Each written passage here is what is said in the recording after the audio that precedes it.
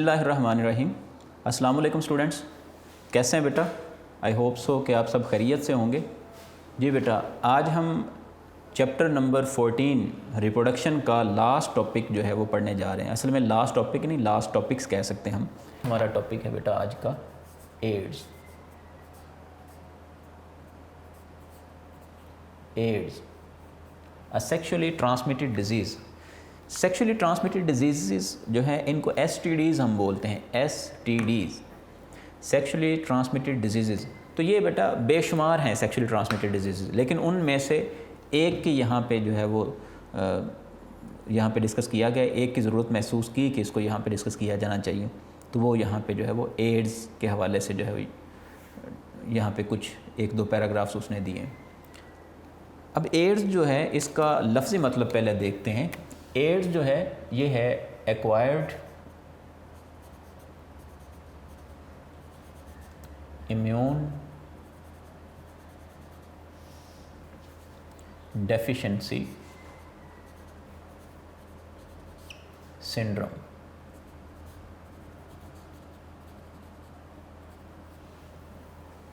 Acquired immune deficiency syndrome यानी कि इसका ताल्लुक़ असल में इम्यून सिस्टम के साथ है, इम्यून डेफिशिएंसी के साथ है। फिर एड्स का जो कॉजेटिव एजेंट है इसको भी ज़रा देख लें। इसका कॉजेटिव एजेंट जो है वो है ह्यूमन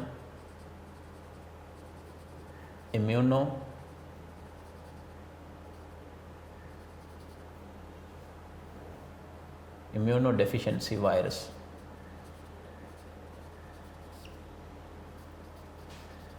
आम तौर पे इसको बोला जाता है HIV, human immuno deficiency virus. तो आम तौर पे बोला जाता है HIV एड्स, यानी कि एड्स की डिज़ीज़ जो है वो HIV की वजह से, इसका कॉजेटिव एजेंट है जी बेटा HIV। अब एड्स की डिज़ीज़ जो है वो कह रहा है कि जो इस सदी में सबसे मुहलिक डिज़ीज़ सिंड्रोम जो है वो कंसीडर किया गया वो एड्स है।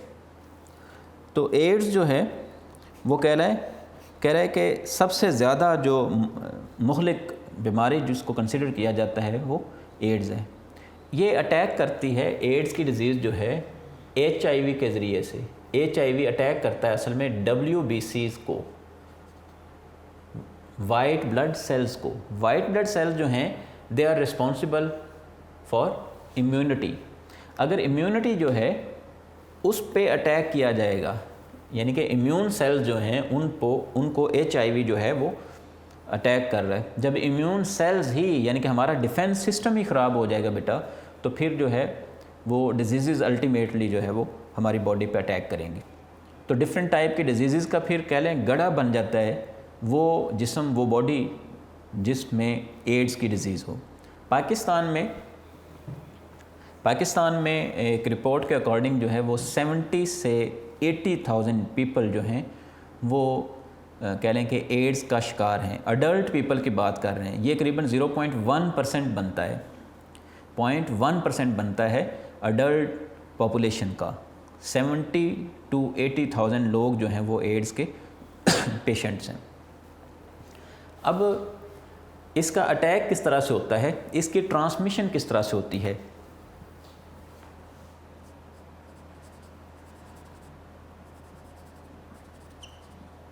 HIV जो है वायरस जो है इसकी ट्रांसमिशन किस तरह से होती है? इसकी ट्रांसमिशन होती है बाय ट्रांसफ्यूजन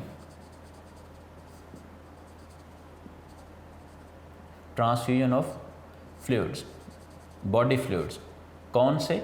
नंबर 1 पे ब्लड और नंबर 2 पे है सीमन। सीमन के हवाले से हमने बेटा अभी प्रीवियस लेक्चर में ही हमने पढ़ा है, लेक्चर नंबर 71 में कि सीमन क्या होता है। लेक्चर नंबर 70 में सीमन जो है ये असल में दो चीज़ों पर मुश्तमिल है, स्पर्म्स और फ्लूइड पर मुश्तमिल है।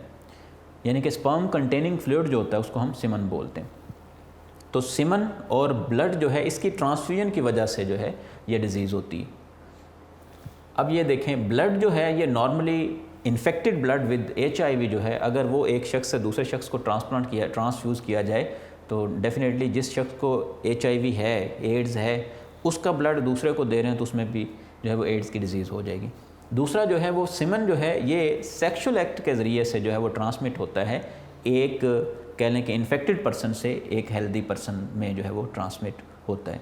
सो इसको कैसे कंट्रोल किया जा सकता है, इसके हवाले से जो है वो कई एक ऑर्गेनाइजेशंस पाकिस्तान में काम कर रहे हैं। बहरहाल उसकी तरफ हम बाद में जाते हैं, फ़िलहाल हम जो है वो एड्स की ट्रांसमिशन की हम जस्ट यहाँ पे बात कर रहे हैं। फिर इसी तरह से बाज़ दफ़ा जो है वो इंजेक्शन, जिन सिरिंजेस के ज़रिए से एक दफ़ा इंजेक्शन लगाया जाता है एक इन्फेक्टेड पर्सन को, जिससे इंजेक्शन लगाया गया, वही अगर सिरिंज जो है उसको यूज़ कर ली जाए एक हेल्दी पर्सन के लिए तो ये भी जो है वो वजह बन सकती है। फिर इसी तरह से ब्लेड्स वगैरह के कट की वजह से, ठीक है, ब्लेड वगैरह के कट की वजह से भी जो है वो इसकी ट्रांसमिशन हो सकती है HIV की। वो कह रहे हैं इसकी स्प्रेडिंग की बेसिक कॉजेज़ क्या हैं। एक तो नंबर 1 पे अनप्रोटेक्टेड सेक्सुअल एक्टिविटीज़ हैं, नंबर 2 पे यूज़ ऑफ इन्फेक्टेड नीडल्स हैं, और नंबर 3 पे ट्रांसफ्यूजन ऑफ इन्फेक्टेड नीडल्स। यहाँ पे इन्फेक्टेड नीडल्स लिखा हुआ है, infected blood, transfusion of infected blood and semen. जी बेटा, इसके बाद हम चलते हैं NACP की तरफ। एड्स जो है इसके हवाले से तो बेशुमार जो है वो फर्दर कह लें कि कई एक चीज़ें जो हैं वो डिस्कस की जा सकती हैं, लेकिन आपकी बुक में उसने टू दी पॉइंट जो है वो फ्यू थिंग्स बतानी थी। एक तो इसका कॉजेटिव एजेंट कौन सा है, फिर इसका इंट्रोडक्शन, फिर इसका अटैक किस पे होता है, और फिर इसकी ट्रांसफ्यूजन स्प्रेडिंग किस तरह से होती है, ट्रांसमिशन किस तरह से होती है, ये हमने ज़रा देख लिया। ठीक हो गया जी। लास्ट पे बेटा हम अपने आखिरी टॉपिक की, आज के आखिरी टॉपिक की बात करते हैं, role of NACP। Role of NACP। NACP stands for national AIDS control programme, national AIDS control programme. So role of national AIDS control programme, Pakistan में नेशनल एड्स कंट्रोल प्रोग्राम जो है उसका रोल क्या है, कब ये लॉन्च किया गया, जी इसकी बात करते हैं। जी बेटा, नंबर 1 पे NACP जो है इसकी फाउंडेशन है 1987 में। NACP जो है इसने काम स्टार्ट किया 1987 में। उसके बाद इसके मेन ऑब्जेक्टिव्स क्या थे। Main objective of this programme ये थे कि to help the public for prevention of HIV transmission. इसका काम ये था कि लोगों को अवेयर किया जाए HIV ट्रांसमिशन के हवाले से, कि उसकी ट्रांसमिशन किस तरह से होती है। जैसे कि डेंगू फीवर के हवाले से जो है उसकी ट्रांसमिशन को प्रिवेंट करने के लिए लोगों को अवेयर किया गया, टेलीविज़न पे एड्स दी गई। इसी तरह से जो है प्रिंट मीडिया ने, जैसे कि आप कह रहे हैं न्यूज़पेपर्स वगैरह में भी उससे बचने के लिए जो है वो तदाबीर बताई जाती रहीं। फिर इसी तरह से कोरोना वायरस है, इसके हवाले से भी लोगों को आगाह किया गया कि किस तरह से बचा जा सकता है।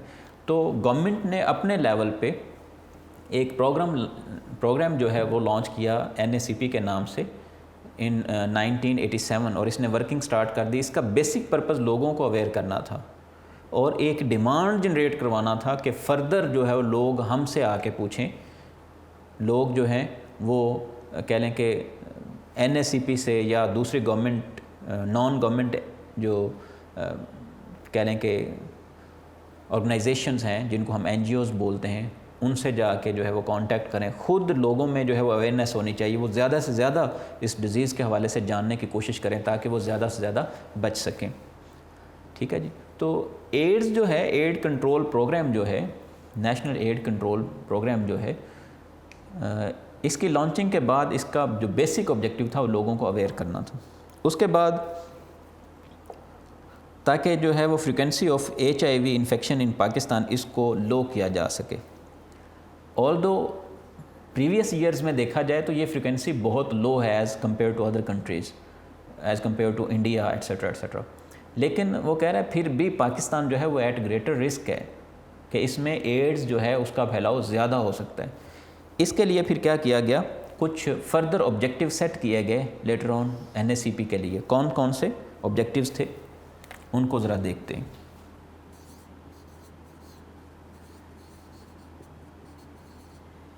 ऑब्जेक्टिव्स नंबर 1 पे बेटा वो कह रहा है change public attitude towards safe sexual activities, यानी कि पब्लिक का एटीट्यूड चेंज करना for safe sexual activities. Number 1 पे to change public attitude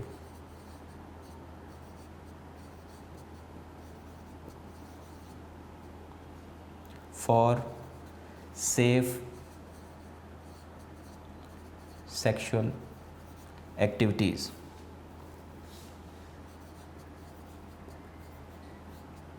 number 2 पे बेटा दूसरा मकसद ये था create demand for the information on HIV and AIDS. So demand जो है वो डेवलप करवाना, टू जनरेट और to create demand for info, information के लिए एक डिमांड जनरेट करना, क्रिएट करना इन पब्लिक। नंबर 3 पे improve attitude and behaviour among health care workers. Number 3 पे जो हेल्थ केयर वर्कर्स हैं उनको भी फर्दर जो है उनको भी कुछ प्रिवेंटिव मेजर्स जो हैं वो बताना। तो ये था जी, नंबर 3 पे था टू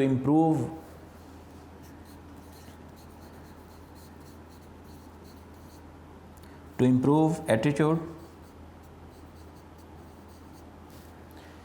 and behavior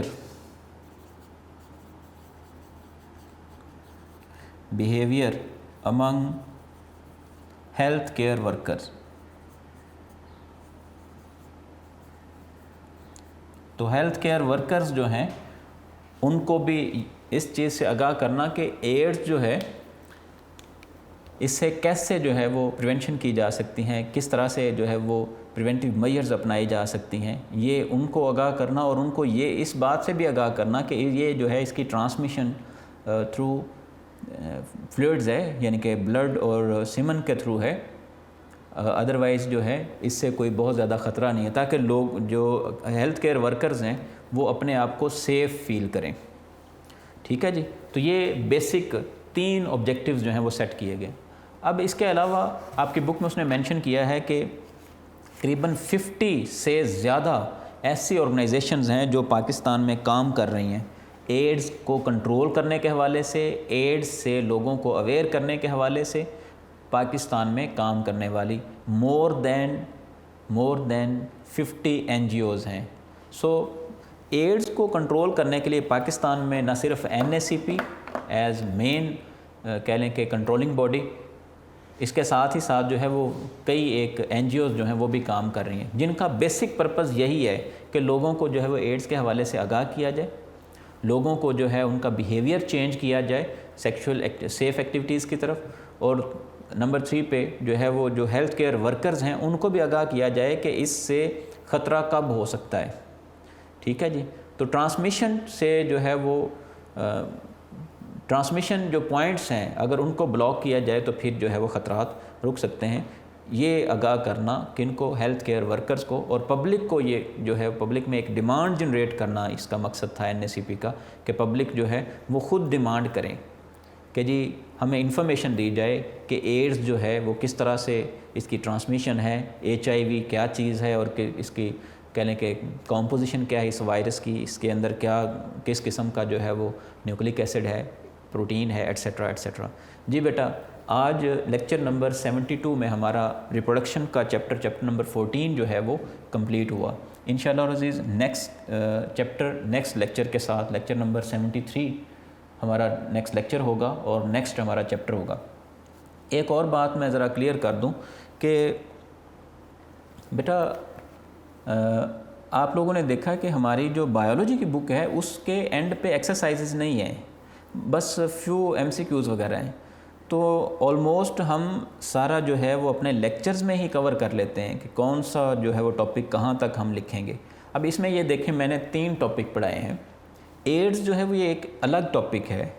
एड्स को कंट्रोल करना यानी कि रोल ऑफ NACP जो है ये एक अलग टॉपिक है, और ग्रोथ इन ह्यूमन पॉपुलेशन जो है ये एक अलग टॉपिक है। ये लॉन्ग के तौर पर पूछे जा सकते हैं, शॉर्ट के तौर पर पूछे जा सकते हैं। लेट्स से NACP के बेसिक ऑब्जेक्टिव शॉर्ट के तौर पर पूछे जा सकते हैं, और NACP पर नोट लिखें, write a note on role of NACP in controlling AIDS, तो ये एक लॉन्ग क्वेश्चन बन जाएगा।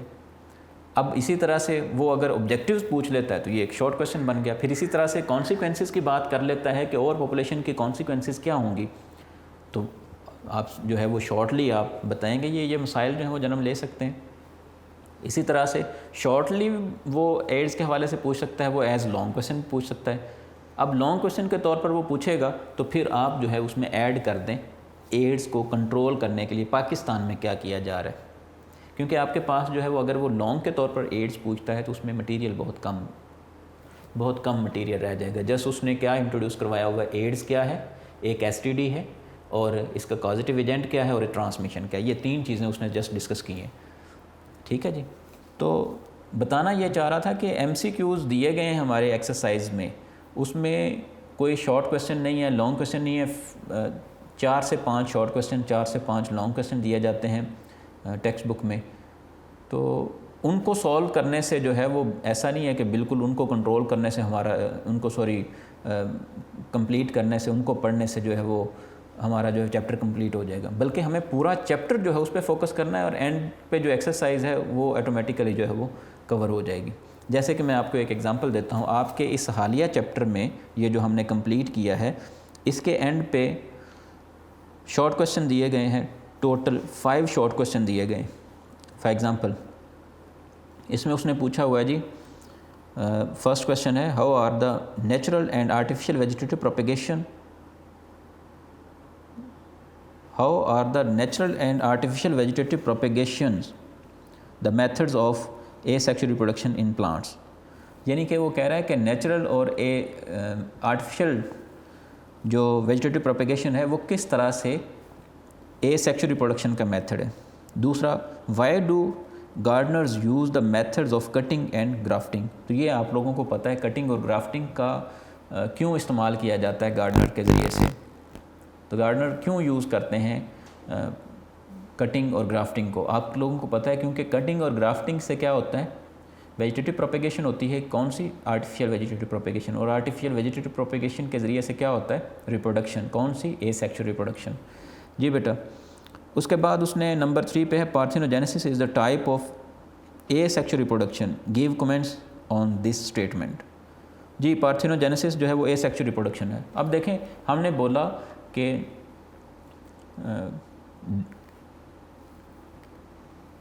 पार्थेनोजेनेसिस में क्या होता है, एक अनफर्टिलाइज्ड एग जो है वो डेवलप हो जाता है, and unfertilised egg develops into a new offspring. This process is known as parthenogenesis. अब देखें, अनफर्टिलाइज्ड एग में दूसरा ऑर्गेनिज्म, दूसरा कह लें कि जो सेल है, सेक्स सेल है, स्पर्म, वो तो इन्वॉल्व ही नहीं है। तो हमने सेक्सुअल रिप्रोडक्शन के लिए शर्त क्या रखी हुई, स्टार्ट में हमने पढ़ा कि उसके लिए ज़रूरी है कि फॉर्मेशन ऑफ गमीट्स हो और फ्यूजन ऑफ गमीट्स हो। अब यहाँ पे फॉर्मेशन तो हो गई, एग सेल्स बन गए, लेकिन इसकी फ्यूजन नहीं हुई विद स्पर्म्स। तो दैट्स वाई जो एग अनफर्टिलाइज्ड रहेगा उससे कोई ऑर्गेनिज्म डेवलप होगा, वो ए सेक्सुअल रिप्रोडक्शन काउंट की जाएगी, वो सेक्सुअल रिप्रोडक्शन नहीं है, because there is no involvement of second partner. उसके बाद है जी, outline the life cycle of flowering plant. तो फ्लावरिंग प्लांट का जो लाइफ साइकिल है उसको हमने आउटलाइन देनी है। फ्लावरिंग प्लांट में जो है लाइफ साइकिल, तो इसमें आप क्या लिखेंगे, वही sporophyte gives rise to gametophyte, यानी कि आप कह लें कि ऑल्टरनेशन ऑफ जनरेशन का जो एक हम लोगों ने प्रीवियस लेक्चर्स में फर्स्ट टर्म का लास्ट टॉपिक जो है उसमें हमने अल्टरनेशन ऑफ जनरेशन का टॉपिक डिस्कस किया, तो वो आपने एक जो है वो स्केच वहाँ पे ड्रॉ करना है। अब यहाँ पे एक और दूसरा तरीका भी है आउटलाइन देने का, कि यहाँ पे हम स्पोरोफाइट से गमीटोफाइट और गमीटोफाइट से स्पोरोफाइट तक का जो कह लें कि सारा का सारा मरहला है, सारा का सारा साइकिल है, उसको हम जो है वो कह लें वर्डिंग से जो है वो हल कर दें। फॉर एग्ज़ाम्पल स्पोरोफाइट जो है इसमें क्या होगी, मियोसिस होगी, मियोसिस के नतीजे में क्या बनेंगे, स्पोर्स जो हैं वो डेवलप होंगे इनटू गेमेटोफाइट्स जो हैं उनमें होगी माइटोसिस, वो प्रोड्यूस करेंगे स्पर्म्स एंड एग्स, और स्पर्म्स और एग्स जो हैं उनके मिलने से जो है वो बनेगा जाइगोट जो है वो डेवलप होगा इनटू स्पोरोफाइट। तो ये सारा प्रोसेस लास्ट पे है बेटा, what structural adaptation will you find in a wind pollinated flower. अच्छा, विंड पॉलिनेटेड फ्लावर में कौन सी स्ट्रक्चर जो हैं वो अडेप्टेड हैं, what structural adaptations will you find, यानी कि स्ट्रक्चरल एडेप्टेशंस किस तरह से स्ट्रक्चर जो है वो विंड पॉलिनेटेड फ्लावर्स ने अडॉप्ट की है ड्यूरिंग एवोल्यूशन। अब देखें विंड पॉलिनेटेड फ्लावर्स जो हैं वो एक तो हैंगिंग फॉर्म में, ये हमने देखा, ये एक स्ट्रक्चरल एडेप्टेशन है। इसी तरह से आप कह लें उनके स्टिग्मा जो हैं, स्टिग्मा वो ब्रांच्ड होते हैं, ठीक है, उनके दरमियान में गैप मौजूद है, दोनों साइडों पे जो है वो कह लें कि पीक्स हैं। इसी तरह से उनके जो पोलन ग्रेन्स हैं वो बहुत लाइटर इन वेट हैं, ज़्यादा होते हैं। ये सारी स्ट्रक्चरल एडेप्टेशंस हैं। ठीक हो गया जी। जी बेटा, इसी तरह से लॉन्ग क्वेश्चन जो हैं वो भी 9 लॉन्ग क्वेश्चन उसने चूज़ किए हैं इस चैप्टर से। तो समझाने का मकसद ये है कि बाज़ बच्चे पूछते हैं सर जी एक्सरसाइज नहीं आपने करवाई, तो एक्सरसाइज जो है बेटा इसमें आप देखें सारी चीज़ें हम ऑलरेडी पढ़ चुके हैं, बस उसको हमने थोड़ा सा मोल्ड करना है। जैसे शॉर्ट क्वेश्चन को मैंने यहाँ पे डिस्कस कर दिया, लॉन्ग क्वेश्चन उसने डायरेक्टली क्वेश्चन पूछा हुआ है, आपने उसका आंसर करना है। जी बेटा, नेक्स्ट लेक्चर नंबर 73 में नए टॉपिक के साथ, नए चैप्टर के साथ जो है वो हाज़िर होऊंगा। अपना ख्याल रखना है बहुत ज़्यादा, और जितना हमने पढ़ लिया है सेकंड टर्म का, इसको बहुत अच्छे तरीके से प्रिपेयर करना है, क्योंकि आपको पता है टेस्ट तो आपके चलते रहते हैं। तो टेस्ट तो मंथली आपके 2 टेस्ट हो रहे हैं, उनमें इंशाल्लाह अज़ीज़ जो है ये सिलेबस दिया जाता है, और आप इसको बहुत अच्छे तरीके से प्रिपेयर करेंगे। नए चैप्टर, नए टॉपिक के साथ, नए लेक्चर नंबर 73 के साथ हाज़िर होऊंगा। अपना ख्याल रखिएगा। अल्लाह हाफ़िज़।